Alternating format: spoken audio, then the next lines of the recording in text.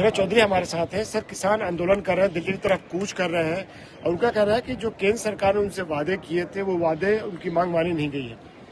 देखिए, सच्चाई तो ये है कि 2014 से लेकर 2024 तक हमारे देश के प्रधानमंत्री मोदी जी ने जो इस देश के अन्नदाता और किसानों के लिए जो कल्याण के काम किए हैं, आखिर इस देश की आज़ादी के बाद 1947 से करते तो आज अन्नदाता और किसानों की दुर्दशा नहीं होती।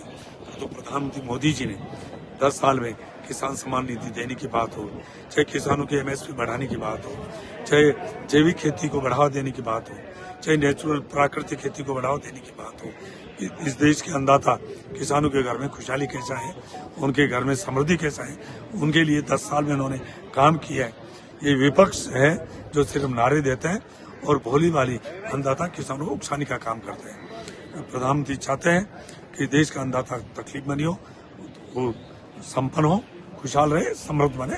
इसके लिए अनेक उपाय उन्होंने किए और आगे भी किए जाएंगे। किसान तो कह रहे हैं कि MSP को लेकर जो वादा किया था, लीगल गारंटी देने की बात की थी, वो सरकार ने पूरा नहीं किया। किसानों पे जो केस किए वो वापस लेने का वादा किया, वो वापस नहीं हुए।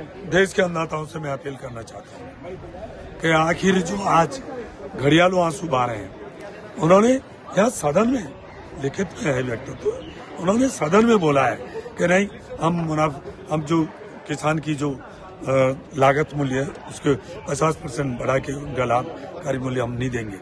जबकि प्रधानमंत्री मोदी जी के नेतृत्व में और हमारे कृषि मंत्री शिवराज सिंह चौहान आज किसानों को उनके उपज का जो लागत मूल्य है उसे 50% बढ़ाकर उसको दिया जा रहा है। इतना ही नहीं, देश की आजादी के बाद पहले दफे मसूर, तुअर और उड़द 3 दलहन फसलें हैं, उसका 100% जितना किसान पैदा करेगा उसको 100% भारत कृषि मंत्रालय उसकी खरीद करेगा MSP में।